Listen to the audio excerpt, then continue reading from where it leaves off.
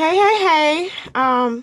So today I thought in lieu of Mother's Day, and this is something that's been on my heart, something I felt the need to share a long time ago. Forgive me, slow for me. But today I wanted to come and tell you guys how God gave me my babies and a little bit of backdrop and why I feel like that is so special and why I feel the need to share it. And I want to go to reference to Romans 4. You can go look at it yourself, but in Romans 4, um, it was saying that Abraham was saved because of his faith. He didn't say anything about anything else. He just said because of his faith, he was saved. So a little bit of backdrop. Before I had my first child, which my first child right now is 7, and my second child is 4. But before I had my first child, I had lost 5 babies. That's right, 5. I had miscarriages that resulted in me to losing 5 children. And you can imagine for me that was very, very tough. That was very, very hard for me to just grasp my mind around and to deal with it.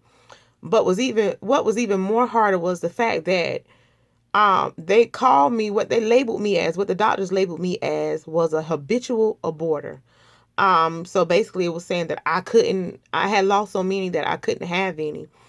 Um, and it got so bad to the point where I started going to see chromosome specialists. I started to go to see a blood specialist. And during my time and seeing a blood specialist, he was saying that basically what it was that I had a blood disorder, whatever that may be. And so whenever I would get pregnant, my hormones levels will go up so high. Not even just me being pregnant, but even if I was on like birth control or anything, my hormones level would go so high that it would cause my blood to clot, which in turn would mean danger for me. So just a little bit more backdrop. Back in 2008, I had a blood clot in my lung. So that's how dangerous it can get for me with me being pregnant, with me having babies or anything like that. So of course, at that time, once I got the diagnosis, I felt defeated. I felt worthless as a woman. I felt like my main reason for being on this earth, and this is me thinking at a time in my life in which I was immature, but I felt like the main reason for me being here on this earth as a woman, I could no longer fulfill that. So I felt less than a woman. I felt worthless. I felt defeated. I felt worthless. I felt broken down. Anything you name it. It got to the point where every time I would see a woman with a new baby, I would go home and I would cry about it.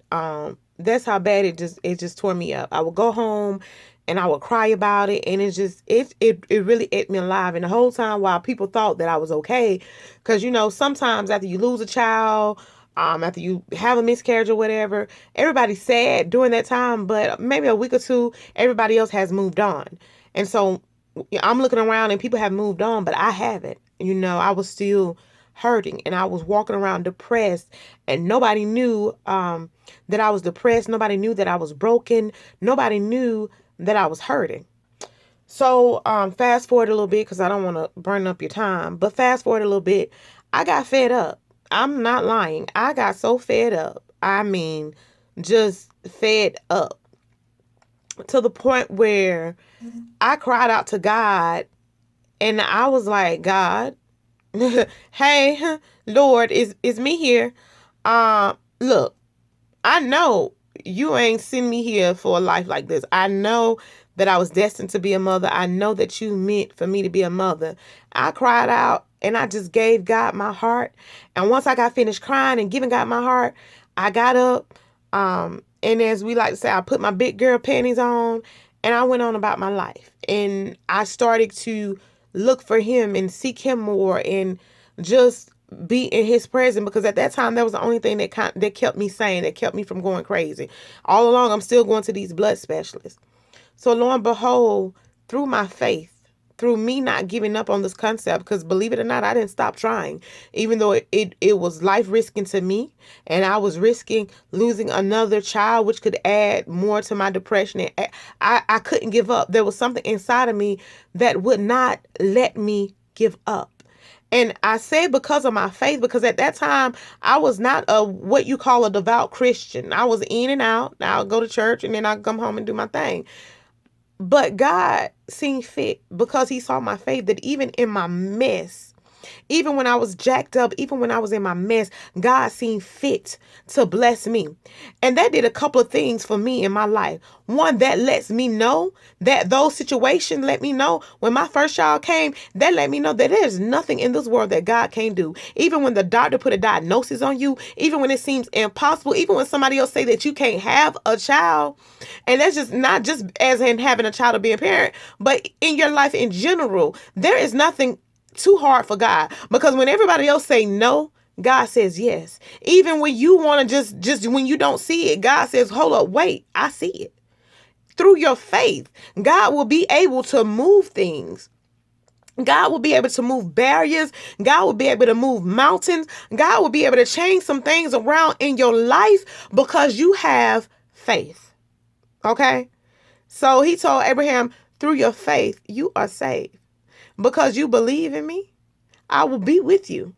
Because you believe on him and his word, and because you believe what's in your heart, God will be with you. Because I believed and I knew in my heart that I was a mother, that I was destined to be a mother, that I didn't care what it took, that I was going to press on God until he gave me what I knew I was destined for.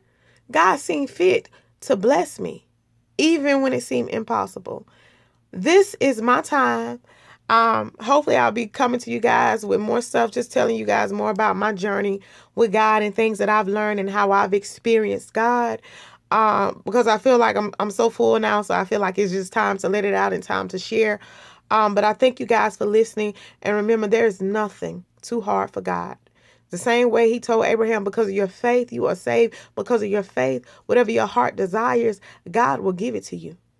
But you got to have faith and you got to hold on. Happy Mother's Day, everyone. I love you.